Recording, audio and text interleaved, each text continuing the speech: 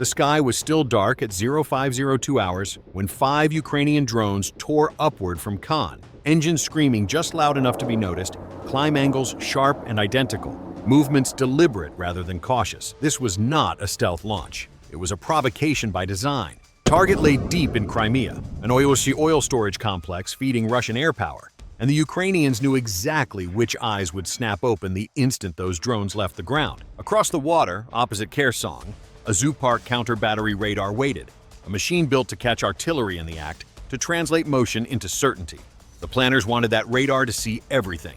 They wanted alarms. They wanted fear. The deception did not begin after detection. It began with detection itself, with the opening seconds shaped to look unmistakably like something far worse than 5 small drones. The radar reacted instantly, lighting up the command post with cascading alerts as 5 heat signatures climbed through 50 meters of altitude. The operator barely had time to breathe before the data flooded in. Initial velocity near 180 meters per second, climb angle close to 45 degrees, acceleration curve screaming rocket motors. This was textbook. 3 radar pings were enough. 100 meters gave position, 300 meters locked velocity, 500 meters sealed the trajectory. The ballistic computer did what it had done flawlessly for decades, applying equations that had guided artillery fire since before this war began. Upward thrust, predictable arc, inevitable descent. The solution appeared without hesitation. 5 precision rockets inbound toward Chaplinka. Impact in under a minute. The system cross-referenced profiles and found a perfect match. Simultaneous launches, steep climb, exact velocities associated with HIMARS strikes. To the operator, this was not a guess. It was certainty, and certainty is dangerous. His heart rate spiked as he reached for the encrypted phone, pushing warnings through multiple command networks while the countdown ticked down on his screen. HIMARS meant devastation, ammunition dumps erased, command posts vaporized, fuel depots turned into firestorms. 40 seconds, 30, 20, 10, 0, then nothing. No impacts, no explosions, just 5 tracks terminating in empty air 8 kilometers south of the launch site. The radar continued sweeping, stubbornly searching for targets that had simply ceased to exist. Confusion slammed into him harder than the initial alarm. Rockets did not disappear. Physics did not blink. And then the truth cut through the noise. Those targets had never been rockets at all. They had climbed just high enough to be classified as ballistic, then deliberately dropped beneath the radar horizon, plunging into the blind zone created by waves and clutter over open water. The Zoopark could see almost anything above 30 meters over land. Over the sea, it was half blind. The Ukrainians had turned its own assumptions into a weapon. He switched modes in a rush, abandoning ballistic certainty for cruise tracking, expanding parameters meant for aircraft and missiles that could think and maneuver. But time had already been lost. The drones were gone, stealing kilometers while the system waited for impacts that would never come. Updated data showed them racing low at roughly 150 kilometers per hour, heading southwest, hugging the surface so tightly that spray likely kissed their fuselages. Maritime radar stations were alerted, fragments of the deception hurriedly explained, and one finally caught them far out over the water. 5 faint contacts, altitude fluctuating between 20 and 40 meters, loose formation, almost mocking in their confidence. Identification became a nightmare. No Russian drones were scheduled in the sector, but schedules meant little in this war. Special units launched without notice. Captured platforms blurred ownership. The drones were radio silent, either fully autonomous or leaping frequencies faster than passive receivers could track. With no emissions and no visuals, the operator did what doctrine allowed. Unknown, probable hostile, confidence barely over half. The track was forwarded to Belbek with a request that carried urgency but no clarity. At 0518 hours, a Su-30 pilot received the vector through his encrypted data link. 5 slow-moving contacts, low altitude, investigate and report. He turned west, throttles forward, chasing shapes that refused to behave like proper targets. His radar, capable of spotting bombers at extreme range, struggled against objects smaller than its expectations. Composite materials drank in radar energy, turning returns into flickering ghosts. Infrared search offered nothing. The drones ran barely warmer than the sea, their heat signatures lost in residual warmth from the previous day. Electronic sensors heard only silence. These machines were disciplined, quiet, and infuriatingly hard to classify.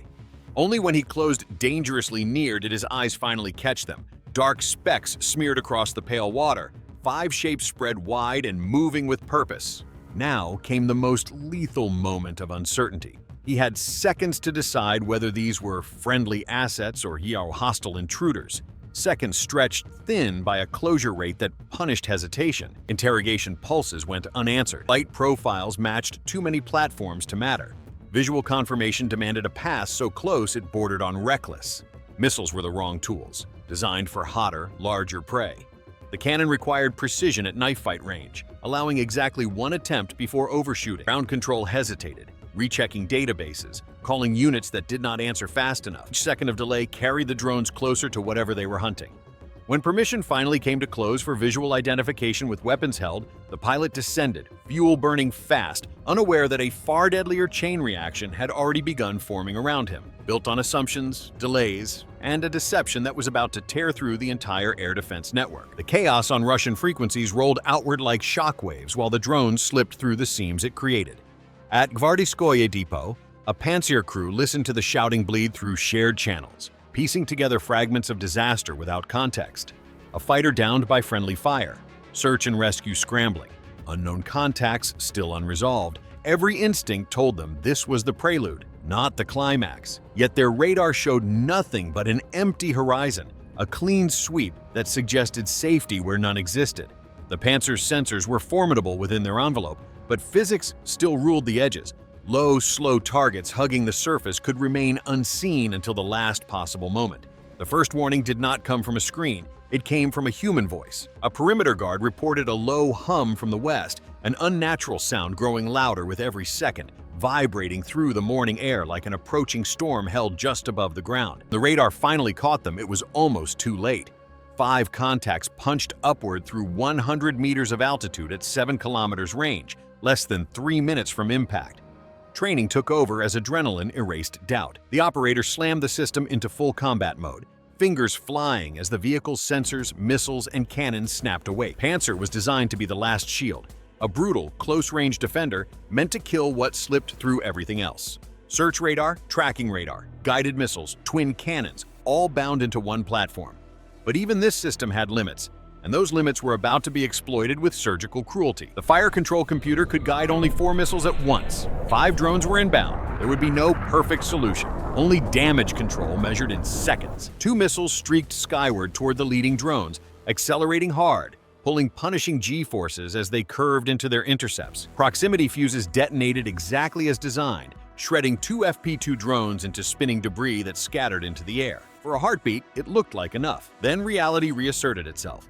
3 drones remained, and they did not hesitate. Their flight profiles shifted instantly into terminal attack mode, computers taking over with cold precision. Through onboard cameras, the depot resolved into sharp geometry. Rows of white fuel tanks radiating stored heat into the cool morning air, each one a potential inferno. Target selection algorithms did not care about spectacle. They cared about effect. 1 tank upwind to spread fire, 1 holding aviation fuel to maximize volatility, 1 anchoring the northern edge to cripple the entire facility. The Pantsir's cannons opened up, twin streams of tungsten slamming into the sky at a combined rate of thousands of rounds per minute. The gunner tracked the nearest drone through his sight, watching rounds spark and tear chunks from its composite skin. Control surfaces shredded, wings fractured. But the warhead held, armored and intact, built to survive exactly this kind of punishment. The damaged drone lost stability, spiraling wildly, slamming into the ground near another tank in a violent blast that shattered windows and sent shockwaves rolling across the depot. Alarms wailed, fires bloomed, and still 2 drones remained, diving now at brutal angles that pushed the system beyond its mechanical limits. The cannons could not elevate fast enough. By the time the barrels climbed, the drones had already fallen through the engagement envelope. At 100 meters altitude, both FP-2s cut their engines and went silent. No heat, no noise, just mass and gravity. They dropped like stones, unpowered, unstoppable. The first impact punched straight through thin steel into the vapor space of a fuel tank, detonating where fumes and air mixed in the most destructive ratio imaginable. The tank did not explode outward. It ruptured, seams tearing open as thousands of cubic meters of fuel erupted into a rolling fireball that flattened everything nearby. Seconds later, the second drone struck its target, aviation fuel igniting in a blinding flash that sent a thermal pulse racing across the depot, lighting off secondary fires before anyone could react. Within hours, the facility was effectively erased.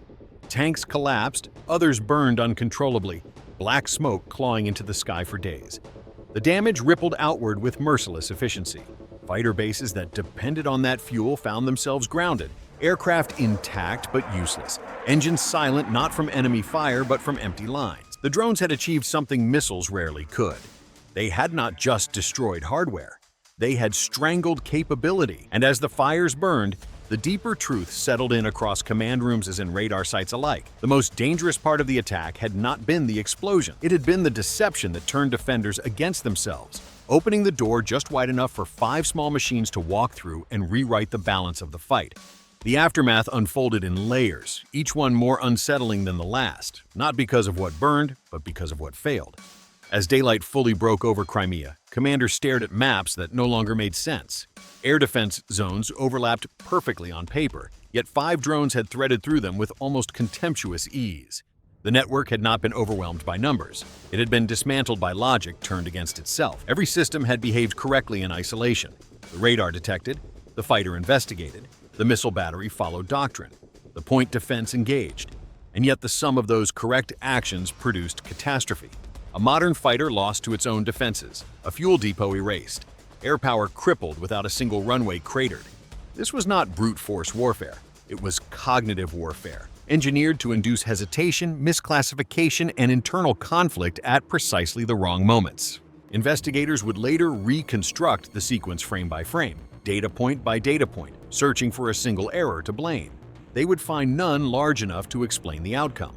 The deception began with launch geometry, exploiting ballistic assumptions embedded deep inside radar software. It continued with altitude management, using the physics of radar horizons to vanish at will. It matured with silence, denying electronic intelligence the clues it depended on. It climaxed with timing, forcing human operators to make binary decisions under impossible ambiguity. The friendly fire incident was not an accident in the traditional sense. It was an induced condition, a predictable outcome of stress, incomplete information, and doctrine optimized for a cleaner battlefield that no longer existed. On the ground, the loss of the fuel depot rippled outward into operational paralysis. Aircraft sat fueled by paperwork rather than kerosene. Sortie rates collapsed without a shot fired at the runways themselves. Maintenance crews worked on machines that could not fly. Pilots trained for missions that were quietly canceled. The drones had not needed to destroy airframes to neutralize air power.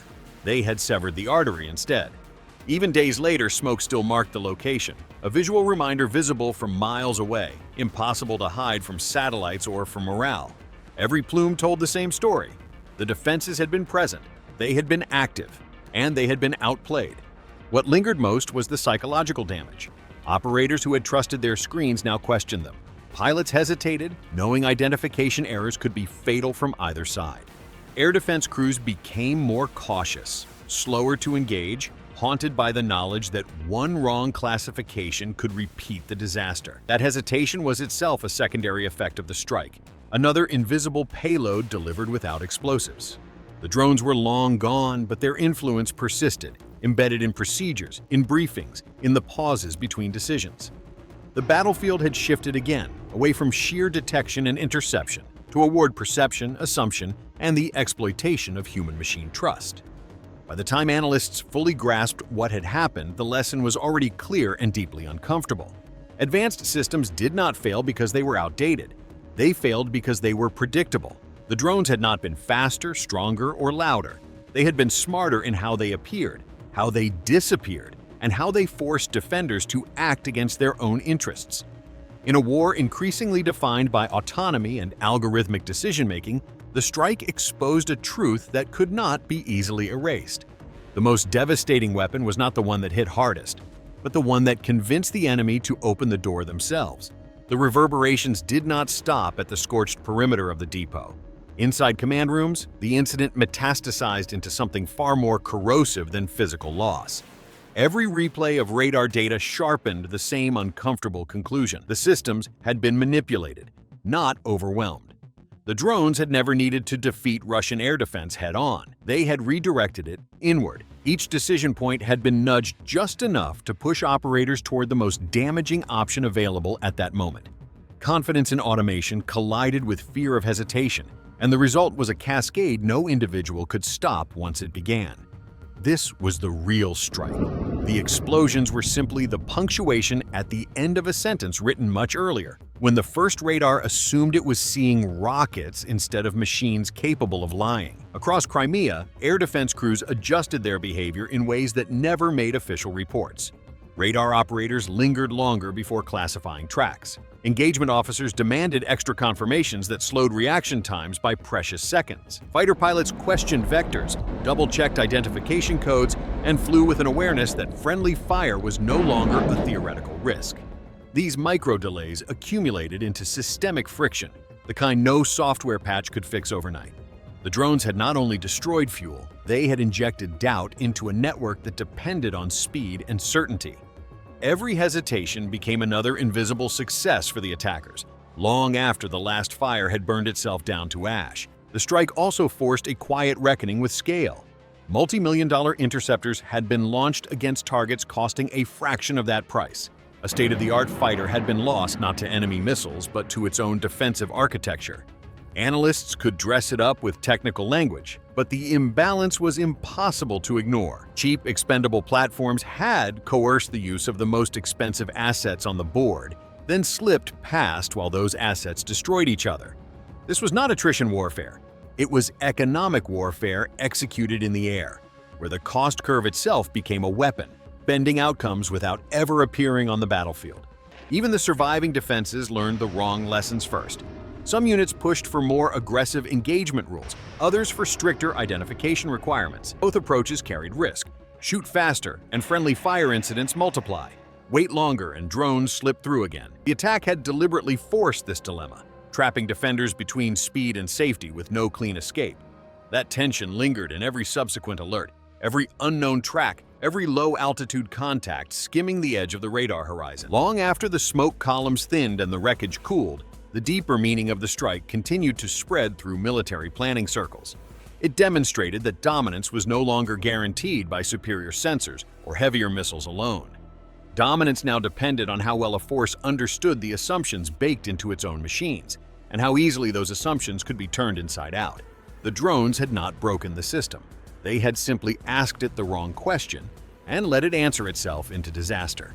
In that sense, the most aggressive aspect of the operation was not the fire or the destruction, but the precision with which it exposed vulnerability where confidence had once lived. The final phase unfolded with brutal speed once the first tank ruptured, turning the depot into a maze of pressure waves and cascading fires. Shock fronts slammed into adjacent structures, metal screaming as seams failed, and valves tore free under forces they were never meant to endure. Burning fuel spilled into containment trenches already overwhelmed, flames racing along channels like liquid fury seeking new oxygen. Secondary detonations popped in rapid succession as safety systems failed in sequence, each blast feeding the next. Fire crews never had a chance to form lines. The heat was immediate and absolute, flattening decision windows to zero. Vehicles abandoned mid-maneuver melted into the asphalt, tires collapsing as if punctured by invisible hands. Overhead, the air shimmered, distorting vision and instruments alike, turning the entire complex into a single violent organism consuming itself. Inside the Panzer vehicle, alarms stacked faster than they could be acknowledged. The operator attempted a re-engagement that never materialized, slewing sensors toward ghosts that no longer existed, while the battlefield collapsed around him. Radio traffic devolved into fragmented shouting as units reported fires, structural failures, and loss of control. Orders overlapped, contradicted, then dissolved under the roar. The crew could feel the concussive force through the hull as another tank vented violently, a towering column of flame punching upward and then folding outward, rolling across the depot in a suffocating wave. Visibility dropped to nothing. Smoke swallowed landmarks. Orientation vanished. The system designed to be the final shield was now blind, deaf, and irrelevant, trapped inside the damage it could not prevent. Above the chaos, there was no enemy aircraft to chase, no missiles to intercept, no targets left to engage. The attack had already ended, even as destruction accelerated. The drones were gone, their job complete, leaving behind only momentum. Fuel lines ruptured under sustained heat, feeding fires that refused to die. Emergency shutoffs failed as power was lost. Each minute without control multiplied the damage geometrically. Attempts to isolate sections of the depot collapsed when access roads became impassable. blocked by wreckage and fire. What had been a logistical backbone hours earlier was now an expanding exclusion zone, too dangerous to approach, too critical to abandon. As the fires climbed higher, visible for kilometers, the reality of the strike locked in with brutal clarity. No follow-on wave arrived, none was needed. The action had already achieved its maximum effect. Aircraft sat idle on distant runways, pilots watching smoke columns rise while maintenance crews confirmed the obvious. Fuel would not be coming. Sorties were canceled not by enemy fire, but by absence. In the space of minutes, 5 small machines had converted motion into paralysis, speed into confusion, and defense into self-inflicted damage. The battlefield fell silent not because the fight was over, but because there was nothing left to stop and nothing left to launch.